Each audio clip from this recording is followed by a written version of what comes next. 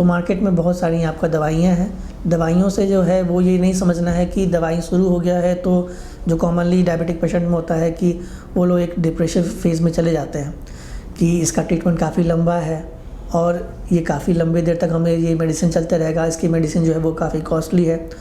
तो बहुत सारे ग्रुप के मेडिसिन जो है वो मार्केट में आपको अवेलेबल हैं और जैसे भी गाइडलाइंस जो आती है उसके अकॉर्डिंगली जो होता है वो हम लोग अपने पेशेंट्स को प्रेस्क्राइब करते हैं, प्रोवाइडेड कि इसमें आपका भी रोल काफ़ी इंपॉर्टेंट है, जितना कि जो हमारे डायबिटीज़ जो डॉक्टर जो होते हैं उससे आपको साथ साथ में पेशेंट्स का भी रोल उतना ही इम्पोर्टेंट है, क्योंकि आपको भी उतना ही कोऑपरेट करना है, तभी जाकर के आपका रिपोर्ट्स या आपका लाइफ स्टाइल सब चीज़ आपका हेल्दी रहेगा और शुगर पार्ट जो है वो भी आपका एक कंट्रोल में रहेगा।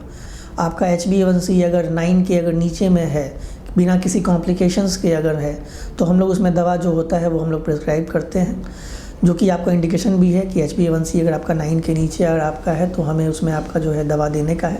दवा जो होता है अगर आपका साथ में मैंने आपको पहले बताया कि अगर आपका रीनल पार्ट अगर आपका यानी कि जो किडनी प्रोफाइल है अगर वो आपका कॉम्प्रोमाइज़ है, वो इन्वॉल्व है, तो उसके अकॉर्डिंगली जो किडनी सेफ जो मेडिसिन होते हैं वो भी आपका दिया जाता है। तो फिर आपको हर रेगुलर इंटरवल पे जो है आपको एक मॉनिटरिंग करना होगा, अपने डॉक्टर्स जो होते हैं उससे दिखाना होता है और उसके अकॉर्डिंगली जो होता है डोज एडजस्ट होता है। डायबिटीज़ की दवा, ब्लड प्रेशर की दवा या थायराइड की दवा कोई भी जो है वो उसका डोज फिक्स नहीं होता है। आपको उसमें यही करना होता है कि हर रेगुलर इंटरवल पर आप अपने डॉक्टर से दिखाइए और जैसा भी आपका जो रिपोर्ट्स आता है उसके अकॉर्डिंगली डोज जो होता है वो एडजस्ट किया जाता है। बट हम लोग कॉमनली अपने OPDs में इसमें देखते हैं कि पेशेंट जो है वो एक बार दिखाए और फिर उसके बाद में वो नहीं दिखाते हैं। कभी कोई पैसों के अभाव में होता है या कभी होता है कि नहीं मेरा रेगुलर ठीक चल ही रहा है तो हम दवा छोड़ देते हैं। बट उनको ये चीज़ समझना है कि जो हमारा शुगर लेवल जो कंट्रोल में आ रहा है वो हमारा दवाइयों के सहारे है।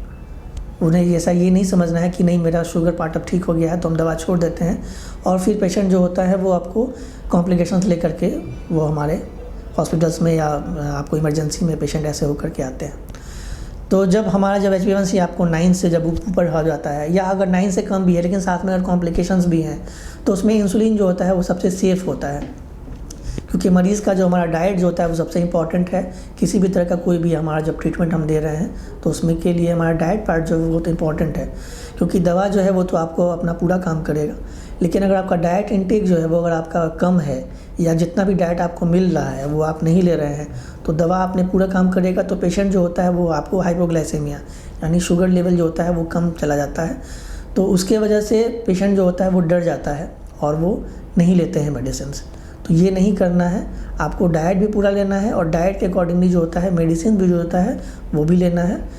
जो इंसुलिन जो पार्ट होता है वो भी हम लोग देखते हैं। इंसुलिन के लिए जो होता है मार्केट में बहुत तरह के इंसुलिन है, जो एक होता है लंबे समय के लिए, एक होता है जो 24 आवर्स जो होता है वो उस तरह के कुछ इंसुलिन होते हैं जिसको कॉमनली हम लोग जैसे लैंटस है जिसका कंपोजिशन ग्लार्जिन है आपका, जो हम लोग सबसे कॉमनली जो यूज़ होता है वो है आपका।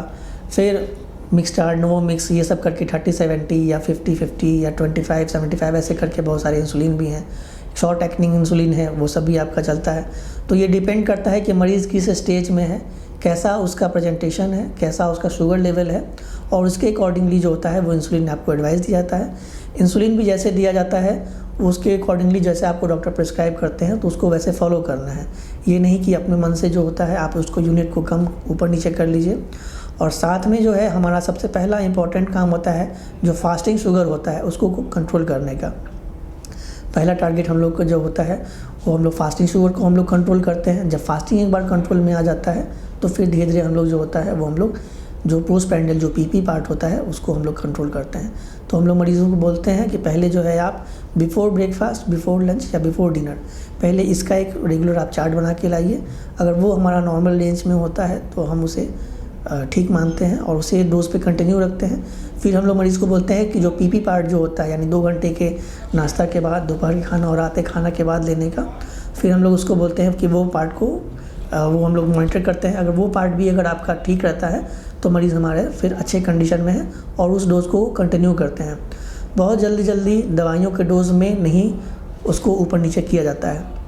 अब इसमें कॉमन प्रॉब्लम ये है कि मरीज़ जो है वो रेगुलर फॉलोअप में अपने डॉक्टर्स में नहीं रहते हैं।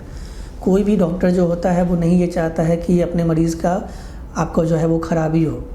वो अपना बेस्ट ही देते हैं और सारे डॉक्टर्स अच्छे ही होते हैं जो अपने मरीज़ों को देते हैं। बट मरीज़ जो होते हैं वो आपको जल्दी जल्दी डॉक्टर बदलते रहते हैं, जिसकी वजह से वो सोचते हैं कि मेरा शुगर कंट्रोल नहीं हो रहा है। तो ये ऐसा नहीं है कि हमें इसमें ये कोई सर्दी खांसी बुखार नहीं है जिसको हम लोग तुरंत कंट्रोल करने का होता है। इसे हमें जैसा हमारा बॉडी का जो फिजियोलॉजिकल फंक्शन है उसके अकॉर्डिंगली हम लोग धीरे धीरे इसे अचीव करते हैं और उसे हम लोग ही कंट्रोल करते हैं। तो ये हमारा जो भी आपको डॉक्टर मेडिसिन या इंसुलिन जो भी प्रिस्क्राइब करते हैं उसको उस डोज में लीजिए। अपने से डोज़ों को डिफरेंट तरीक़ों से नहीं लीजिए, डोज को स्किप नहीं कीजिए, खाने पीने पर रेगुलर ध्यान दीजिए।